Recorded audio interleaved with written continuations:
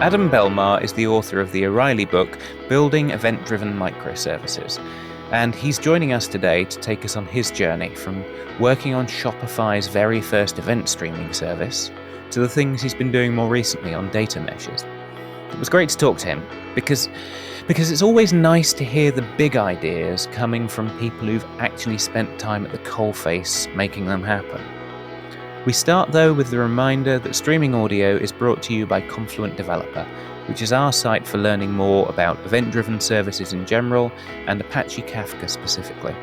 It can teach you something new whether you're an event systems guru or a complete beginner, so take a look at developer.confluent.io. And while you're learning, if you need a Kafka cluster, well, you can easily spin one up with Confluent Cloud. Sign up with the code PODCAST100 and we'll give you $100 of extra free credit. And with that, I'm your host, Chris Jenkins. This is Streaming Audio. Let's get into it.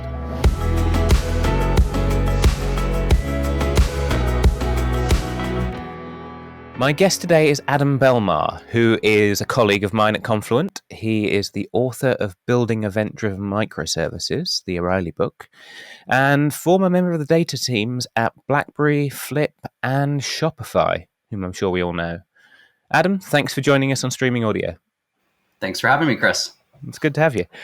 So you've got one of those interesting careers that's very much in the retail space that has that problem where, you know, when you're dealing with retail, you're dealing with lots and lots of different customers with lots and lots of different needs and lots of departments with different interests on them, right? Slicing up that data. Tell me a bit about life at that kind of wide scale. Yeah, so, working backwards, my most recent, before coming to Confluent, my most recent role at Shopify, I was working as a staff data platform engineer. And so during my time there, our primary focus was on getting Shopify's main e-commerce data, from the main application itself into Kafka events, Kafka topics.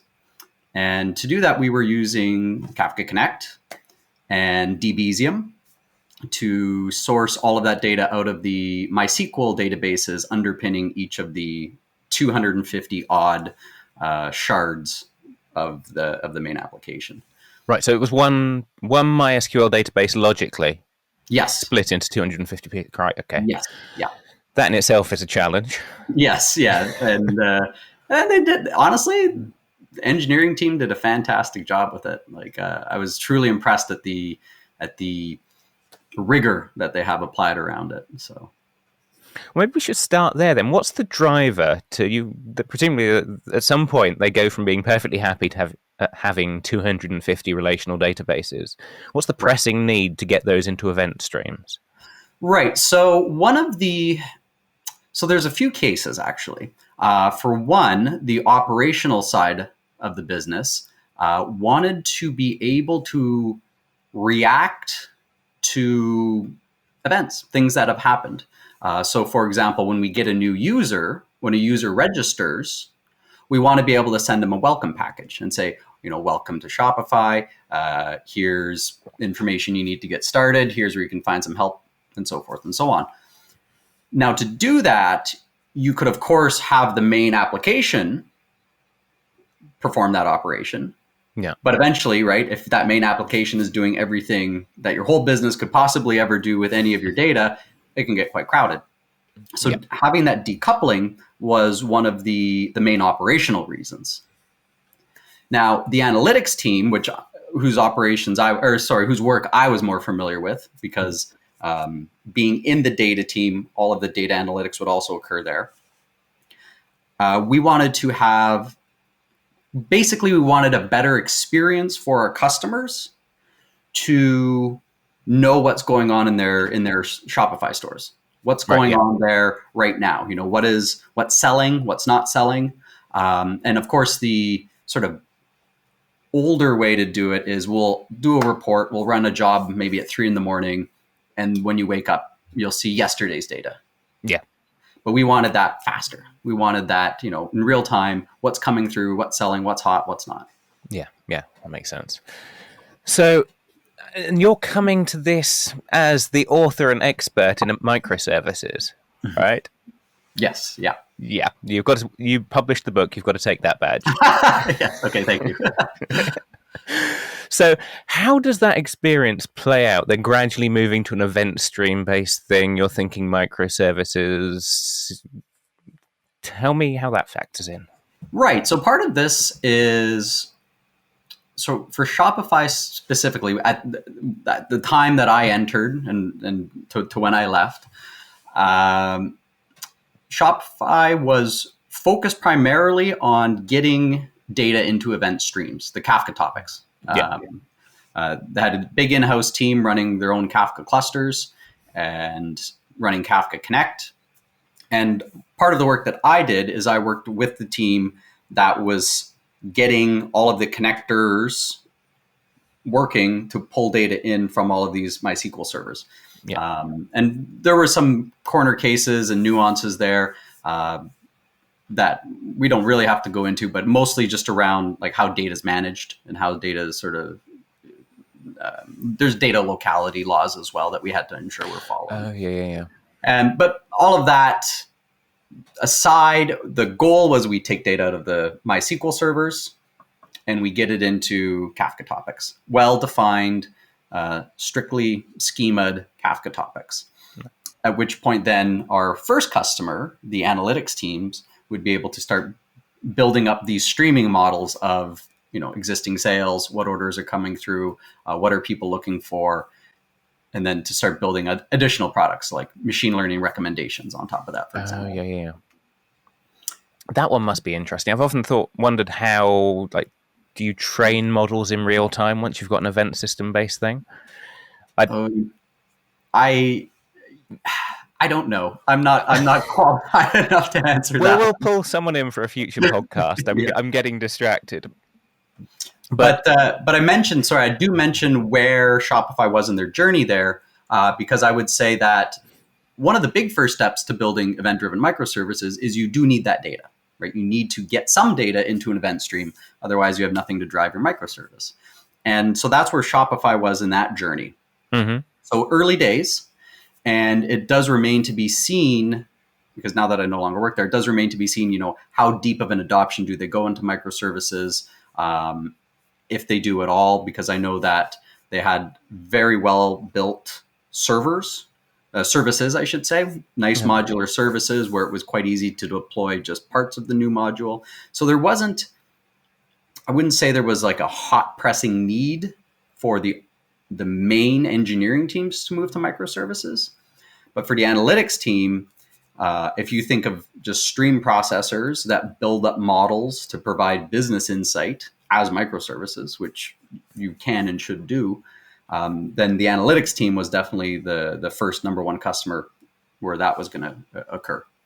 Yeah. It kind of blurs the line between reporting and event streaming and microservices, right? It does, yes, very much so.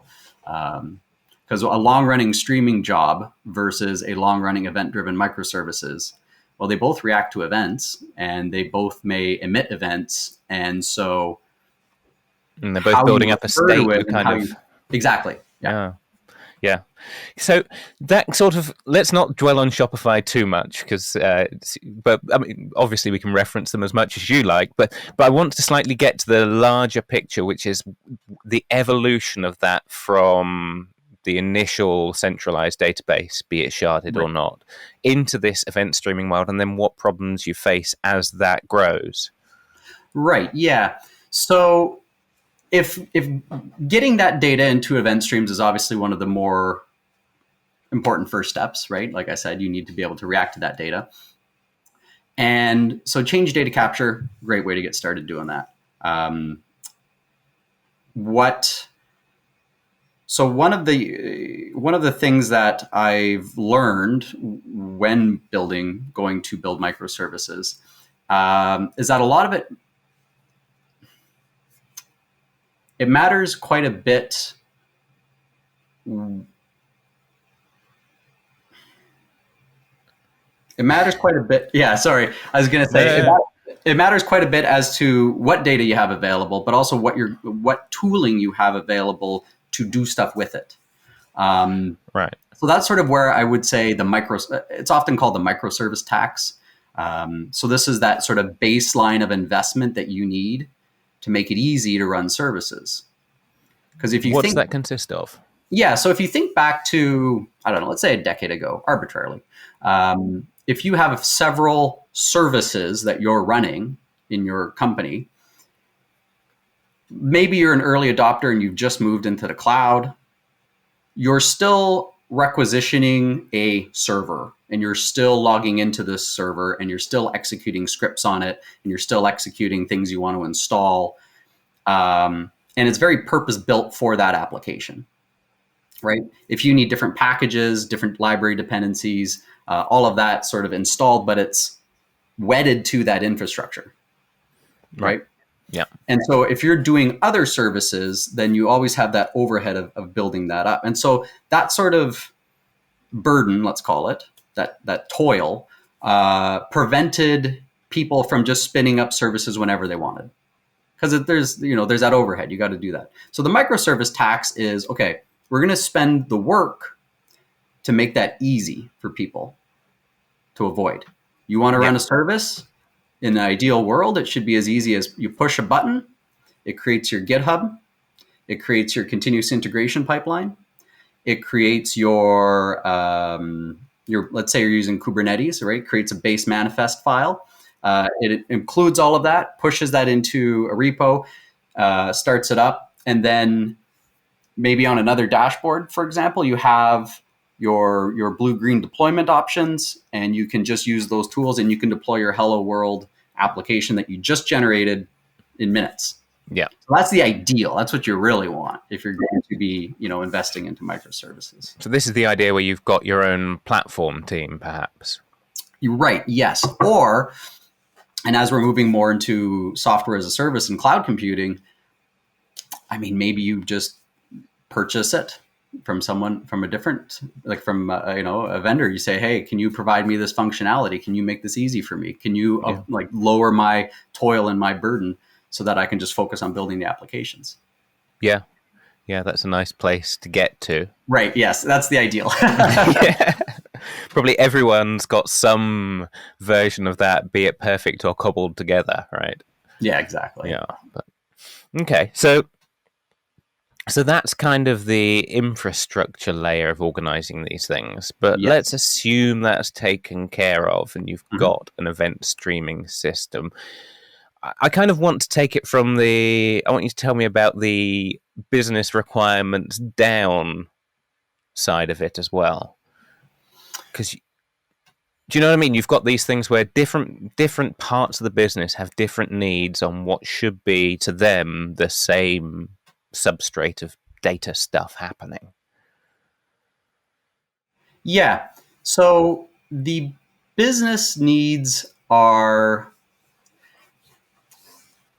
I would say that when you're looking at it from a domain-driven design perspective, which is my favorite way to look at it, the business functionality that you're looking for, right? Whatever that problem is that you're solving as a business. And if I can allude back to Shopify, what I mentioned, one of the business purposes was we wanted to make a nice real-time dashboard that showed recent sales, what items were selling well, and most popular products, for example. Yeah, that's a business requirement, and to encapsulate that all within one domain, that would itself make a really good service. So, having that mapping between your business logic or your business requirements, I should say, to the service, most of the time is fairly direct. Now, it can obviously become more complicated when you have a very large business requirement, like we want to sell things to make money. Well, of course, okay, yes, that's true, but you're probably not going to have a single service that can do that. Yeah, if we could, if only it was like a chicken that laid golden eggs, right? Yeah, we could break that down. So there's that complexity involved there. But assuming you have like a fairly focused, well-defined problem there, a lot of what it comes down to then next is where do you get the data you need to make that solution? Yeah. And This is a problem that exists intrinsically when you have lots of data, when you're in a distributed system, a distributed environment. And there's different schools of thought as to how you can approach this. The approach I prefer, and as evidenced by my microservices book, event-driven microservices, is Get the plug in. Right, is to make the data available via event streams, because there's many good reasons why. They're immutable, self-updating. As a consumer, you can pull information in from many different streams and mix it all together and compose your own sorts of products. But like I said, there are different schools of thought around this, because there's also the request response or synchronous microservices, where you typically ask services to do work on your behalf. Yeah. So you say, can you do this work for me? And then the service says, I've done that work for you. And you can divide up your business boundaries differently depending on whether you're doing event-driven ones or whether you're doing synchronous ones. Do you have any theories about, that's almost like Conway's law, right? That depending on which one of those roads you choose, you're going to end up with a different kind of business infrastructure, right? Yes, absolutely. It's always very much about trade-offs, and I guess the choices that you make there do depend on what it is you're trying to achieve. But one of the nice things about microservices, but even about making data available, both of those, is that you're not really, one doesn't preclude the other. So if you choose, for example, like Shopify is doing, if you choose to make a bunch of your important business data available via event streams, through change data capture, it doesn't preclude you from also offering APIs for other servers to call and use, right? Yeah. You have some options now, and you have some flexibility. And one of the things that I am very fond of the event streams, Kafka topics, for is that they provide you with a lot of flexibility, to, first of all, to build, production grade applications, but also just to experiment with stuff, to be able to access data from operational systems, or maybe from analytical systems that are doing streaming analytics, but to be able to access that data and start mixing it together to try to come up with new products, novel solutions, different ways of looking at problems. For example, cross-referencing data from accounting, like accounts receivable streams and warehouse input streams and warehouse egress streams to track, where, maybe are we losing product anywhere? Are things getting misplaced? Like, what are our efficiencies? And when this data is encapsulated in these domains and is sort of inaccessible otherwise, you can't do those things. You sort of lose a lot of potential, and you lose a lot of, I like to call it operational mobility, in deciding what it is you're going to focus on and what it is you're going to build. Yeah, you can easily end up with a situation where there are two services you need in order to answer the new question you're asking. And if you're in that situation where you have to ask other servers to do things for you, well, you can't ask A because it doesn't know about B, and you can't ask B because it doesn't know about A. You have to be able to peer in behind the curtain of both, right? Yeah, and a lot of the times it's really about, if I just had access to that data, I could probably get my own answer. And that's really the crux, in my opinion, of a lot of the sort of shortcomings or problems that I've seen in my career so far in data, is that difficulty in accessing the actual fundamental truth, the actual fundamental data, in a way that's consistent, in a way that's reliable and trustworthy. Which again I think plays back into the whole immutable data thing, right? Because firstly, you've got to guarantee that no matter who you let read your data, they can't change it. Yes. But also you've got to kind of guarantee that no matter, if you read from A and then read from B, A hasn't changed its answer. So you've got a chance of synchronizing the two sensibly. Yes. Yeah. Exactly. Yeah. But this plays into one of the one of the big ideas of data mesh, right? Which is data as a product. Yes, absolutely. I'm yeah, I one of the things I really like about data mesh is that it's provided us a very good set of language. It's provided us a great language, a set of concepts that we can use to talk about these things. Hmm. And it gives us, it gives us a really great set of components to talk about. The principles, the four principles are excellent because it acknowledges that, first of all, it is partially a technical problem. How do we make data available? How do we make it useful to people and to systems that want to use it, right? And it acknowledges that we haven't done a very good job of that collectively. I mean, we've tried hard. Don't get us wrong. Like no one's sleeping at the switch here. We've all tried lots of different things, and they kind of work. Like the sort of centralized data lake where you pull data in and then you clean it up and you maybe promote it from bronze, silver, gold layers, and there's oversight. It can work, but it's often quite brittle. Things break. The people who are typically responsible for creating the data aren't the ones who are on the hook for making sure it's readily available to everybody else outside of their domain boundary. Right. And so I mentioned there's the technical reasons, but there's also the social acknowledgement in data mesh that we need to come together. We need to renegotiate responsibilities. We need to find common ground to make things efficient and effective, not just for the users of the data, but also for the producers and for everyone who's in between as well. The data product manager, which is a title that has been introduced by data mesh, who's responsible for bridging that gap between the data in a domain and what do our prospective customers need, what are the things, the data sets that they would want. Yeah. Yeah, that seems to me to be the most fundamental shift of data mesh, that the people producing the data are taking responsibility for making it available, right? Yes. Yeah. Yeah.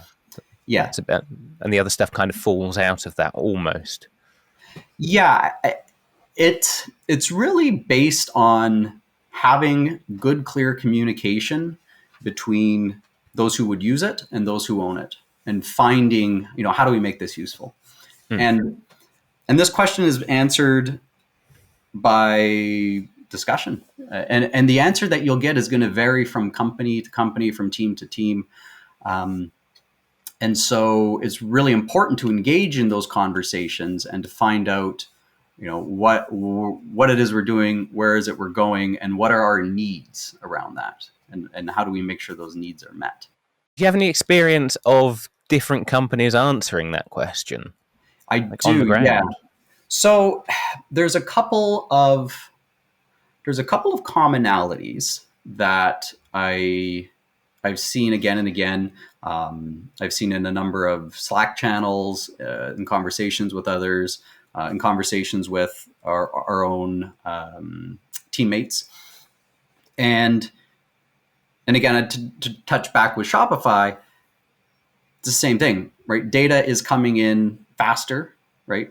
People are using their phones, they're doing stuff on their devices, so data is happening with greater volume, but also with the expectation that we'll be doing something with it sooner, right? That we don't have to wait till tomorrow or the next day or the day after, that we want to be able to react to it quicker and in real time, primarily for our customer experiences, but also just to, be competitive, right? To ensure that we're doing the absolute best we can. And so event streams, right? You could probably tell that's where I was going with this, but I mean, event streams fill that need, and they fill it very, very well. So I'm obviously biased in my favored of event streams, but I have to say, by publishing that important data, important business facts to event streams, you make it accessible to all these others. You make it available for them to use it as they need. And you can also start bridging the gap between operational workloads, because event-driven microservices, operational stuff, no problem. Event-driven microservices for analytical stuff, no problem. You can fulfill both of your use cases with an event streaming data mesh. Right. Yeah. So, but have you? So I remember you were saying a while back that something about how this relates. Was it Saxo Bank? Oh, okay. Oh, yeah. Sorry, Yeah. I kind of talked around. I talked Yeah. around giving I the want some example. specifics. Yeah. Okay. So yeah, actually, we have a really great we have a great customer, Saxo Bank. They actually gave, I believe his name is Paul. Paul gave a presentation on their use cases and how they have built a data mesh, and very focused around event streams. And so there's a couple of interesting things that they ran into, and this is why I say it is quite specific how you're going to build this to your organization. So for one example, they are largely a .NET shop, and so they found it difficult to use Apache Avro and to integrate it properly as they needed with .NET. So they decided. I think it had to do with some of the lack of tooling around, I believe it was code generation and validating schemas using .NET tooling. Oh, I know .NET has some great stuff for like type providers, Okay. but I imagine if it's got missing a particular plugin, that could be painful. I'm not 100% sure, but what I can say is they did decide to go with Protobuf, but they made that decision centrally. And so one of the pillars of data mesh is federated governance. And as a federatedly governed body, they decided that we're going to use Protobuf, and we're only going to use Protobuf for our event streams. Right. So that means that if you want to write to it, if you want to create a data product and publish that data to an event stream, it has to be in Protobuf. But the benefit there is, while it may be a restriction in one sense, any of the tooling that's built by one producer to write Protobuf-centric stuff, to validate their schemas, or on the consumer side, to take the schemas, generate code, make sure that it matches, and that you can generate test data, let's say, out of the Protobuf schema. All of that's reusable by everybody in the organization. And that's sort of it's a bit of a, like that microservice tax I mentioned earlier. You do have to invest in that, but once you've invested in it, you can replicate that across all your producers and consumers, so they can all commonly use that tooling. Yeah. Another example of things that and now I do have to touch back on that, but that's also an example of self-service, right? So these tools are built, hey, as a consumer, I can consume that data, I can create test data, I can run through my tests with it, make sure everything's looking fine, make sure that my application's processing the data correctly. But I can do that all on my own with the self-service tooling. Yeah. It kind of reminds me of that age-old debate in companies where you have, like, do we use one common programming language? Right. Yes. Right? Which is great until you're the person that wants to use something different for this. Yeah. And then it's painful. But we can speak... But we have that choice, right, to speak the same programming language or speak the same data language. Yes. I would say that I think we're fortunate in a way that there are seemingly far fewer of these, let's call them event schema definition languages, than there are programming languages. Yeah. But you do touch on a very important point there, which is... I think the term is polyglot support. Yeah. If we want to support multiple languages, right, for our consumers, like if we want to make it easy for them to generate a new client, let's say if we want to make it easier for them to generate a microservice client that would read from a data mesh. This is, again, a responsibility of federated governance. And with federated governance, you want people from across your company to get together and have a discussion, an actual discussion, a debate about what it is we're going to support and what it is that we won't support. And these can get, somewhat heated or emotional or passionate, because we all have our favored things. Yeah. And you either get to a final decision or somebody walks away unhappy. Right. And the thing to make it work well, though, is you generally need to establish I call it a reason for change. And it isn't to say you can't change, but there needs to be a bit of a barrier to entry here. So, for example, if your company uses Scala and Java, and someone's like, we really need to use Kotlin instead, right, then the question goes back to the person who said that and say, well, why? Not to say we won't do it, but why do we need to do it?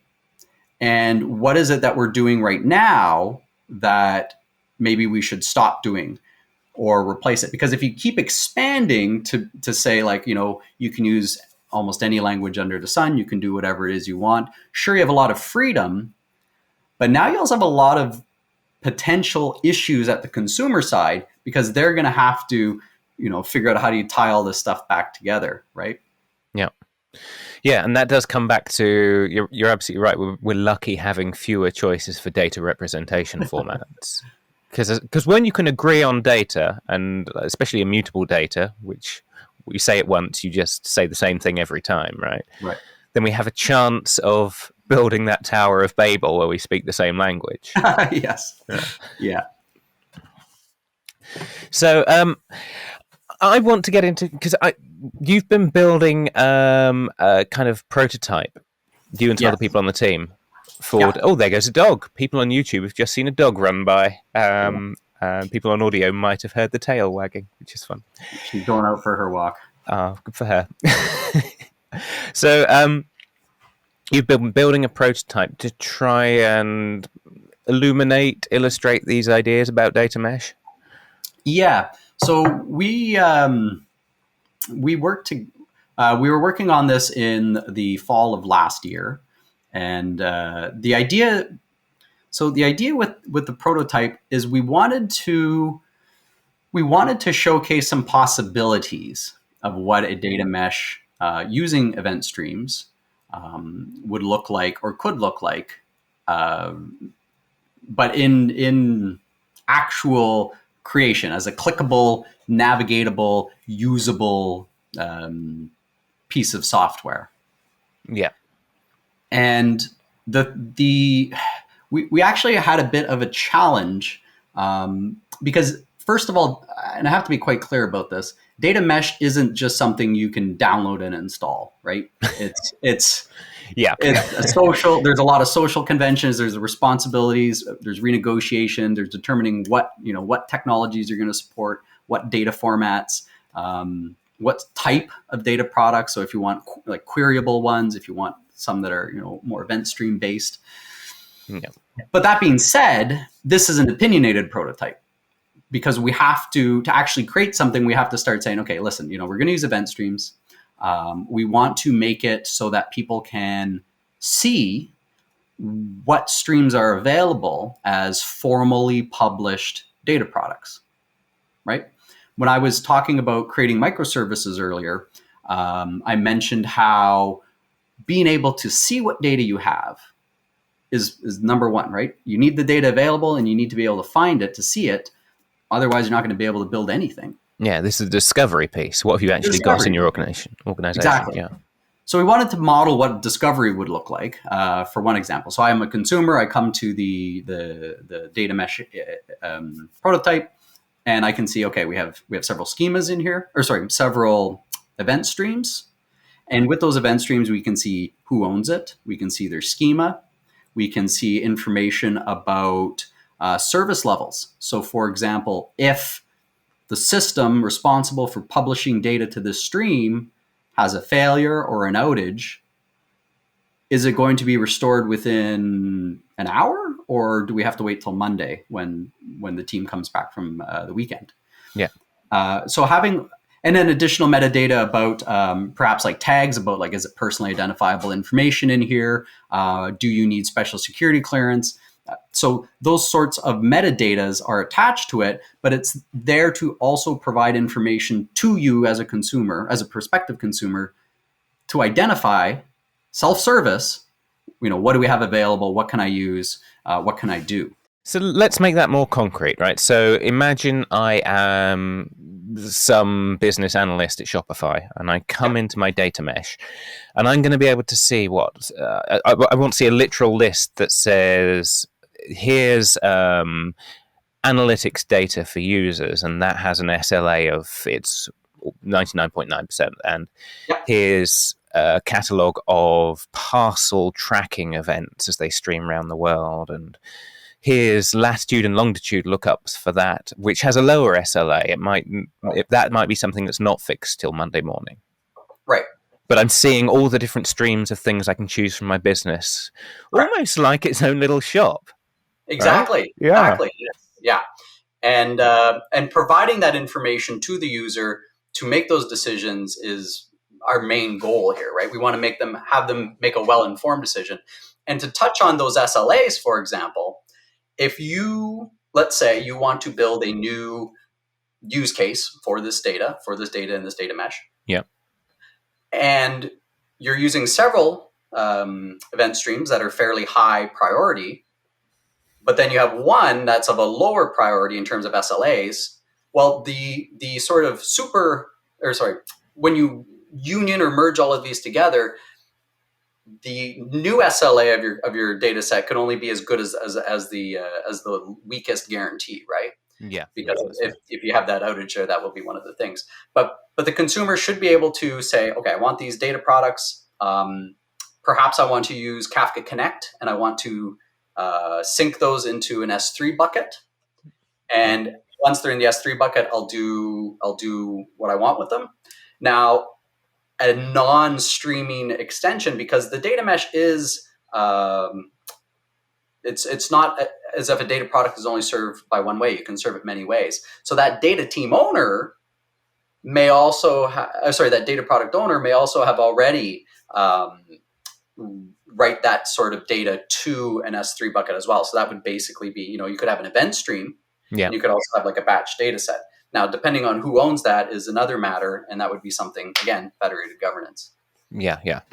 But you've got this different ways you can access the data, quality of it. So then you're starting to think about the how of merging it together for your own use case.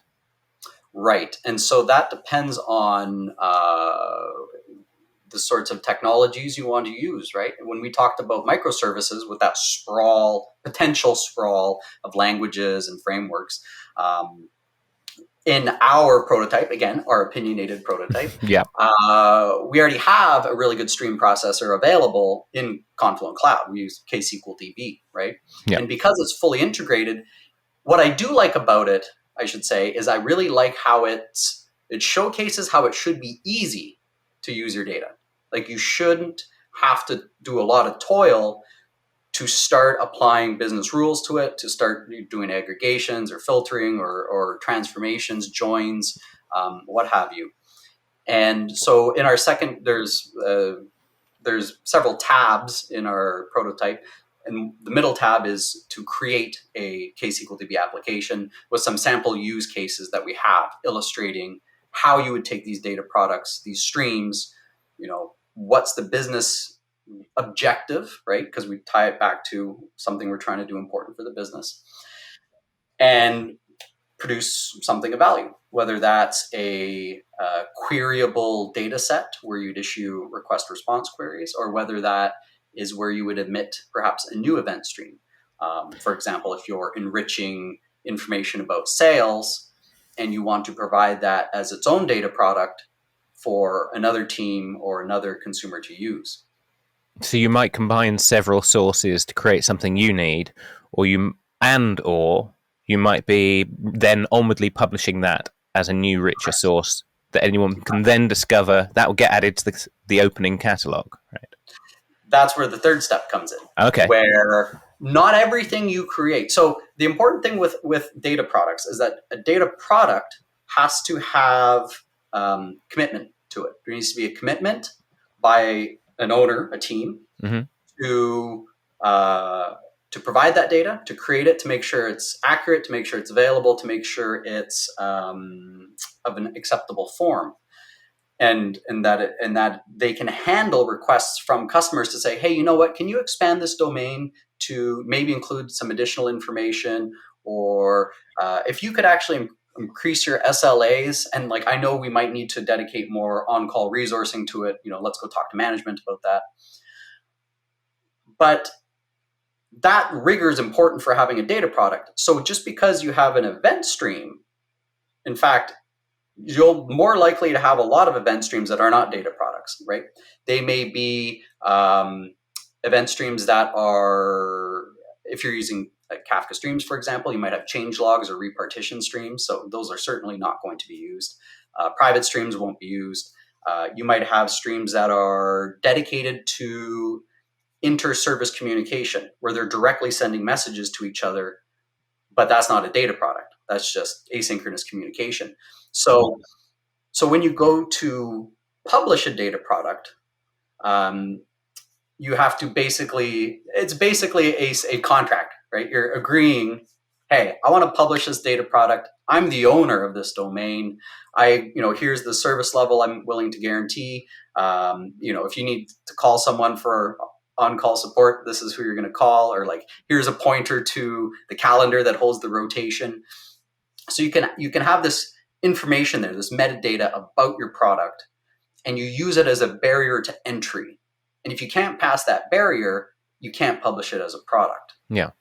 Right? It's basically, do this only if you are willing to accept these responsibilities. Yeah, and the flip side, I assume, is that if you accept those responsibilities and say this isn't just a stream of events, it's a proper product you can read from, then you have the chance that people in the organization will build stuff without bugging you. Yes, exactly. Is that a slightly cynical way to put it? Possibly. It's possible that other people in the organization will delight you with the new ways they use your data. Yeah, but I think it's, as you put it, is fine, because people like to be empowered to build the things they need to build on their own, right? That self-service component is a big component. I know I mentioned it a few times, but it really is a good guiding principle. If you as a data product owner can publish and manage it on your own, great, right? It saves, it reduces the amount of work that other people need to do. It makes things more efficient. And for all the participants in the data mesh, whether you're producing it, whether you're managing it, whether you're consuming from it, or whether you're doing all three, optimizing for those roles and responsibilities is definitely one of the things that we were focusing on when we built this. Yeah, and so just to underline the shape of this demo, right? You're not saying that this is the way to do data mesh, but you are saying there are some choices to make. Here's a set of choices so you can see concretely how this might play out. Yes, exactly. Yeah. That's a great way to put it.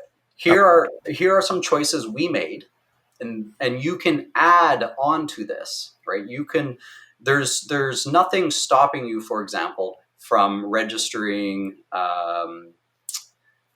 if you really wanted, you could register some BigQuery data sets in there as data products as well. But that's not the business that we're in, obviously. But you can extend it, right? But it depends on what data products you want to support. What are those formats, right? What tooling you're going to offer for your producers and your consumers, and it's a very specific decision for every individual company to make on their own. Yeah, makes sense. So, last question before I let you go, because you've been here right from the monolith through event streaming, formalizing it as a data product thing. Do you have any sense of where this idea is going to travel next, or where the demo is going to travel next? Well, to start with, I think wherever the demo goes is going to be largely informed by where the market, let's say where the market goes. Because this is really, like, this isn't a product. This is like an idea, right? Here's what it could look like. Here's an envisioning. Yeah. For data mesh specifically, I think it's going to go in a lot of interesting directions because from the different from the different companies that I've seen, various presentations, to cloud service providers, for example, showcasing what a data mesh could look like in their domain or their environment. There's quite a rich diversity of options. So there's a lot of different things you can do, and optimizing, because at the end of the day, a lot of what we do with computers is to optimize stuff, to get really good at doing something, and to do it efficiently. And so I think as time goes on, we're going to find commonalities. I think we're seeing some already. Like event streams do have a good hold, but there's also a lot of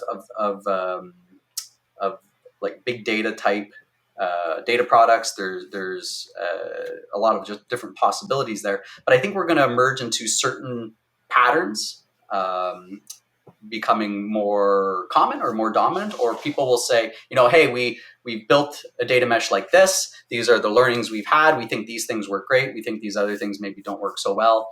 And it's just going to be a process of iteration, right? Every good idea is great.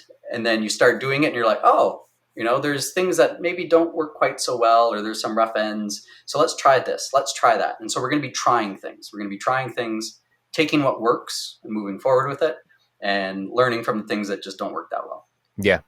And some of those will be technical and they'll be easy to replicate, and some of them will be social and maybe a bit more amorphous, right? Exactly. Yeah, exactly. Yeah, I can see that. Well, whatever happens, I think we're going to keep talking about this story in different forms. I've kind of got the feeling like the terminology is going to evolve and change, but we're going to be talking about data and shipping data around the organization and taking responsibility for certain parts of data. We're going to be talking about that for years to come. Absolutely, I agree. Yeah. Thank you very much for this window into it. I hope in those years to come you come back and talk to us more about the evolution. Well, thanks for having me, Chris. I appreciate it. Cheers for joining us, Adam Belmar. And with that, we leave Adam to either write a new book called Building Event-Driven Data Meshes, or just to take his dog for a walk. We'll let him decide. Anyway, hopefully that's left you with a more concrete idea of what a data mesh is, but if you want to make it more tangible, take a look in the show notes, because we'll leave a link to the demo that we were chatting about, and that's the way to try it hands-on. Speaking of show notes, that's also the place to look if you want to get in touch with us. Drop us a line if you've got any comments or questions, or you think you should be in a future episode. We've all got a story to tell. And if you just want to let us know that you've enjoyed this episode, then look for that thumbs up icon or the subscribe button or the ratings box or the review form or whatever your app has. For more on Kafka, head to developer.confluent.io, where you'll find all our educational content, including some written by Adam and some by me, actually. And to make the most of it all, you can easily get Kafka clusters running by registering at confluent.cloud. If you sign up with the code podcast100, we'll give you $100 of extra free credit to get started. And with that, it remains for me to thank Adam Belmar for joining us and you for listening. I've been your host, Chris Jenkins, and I will catch you next time.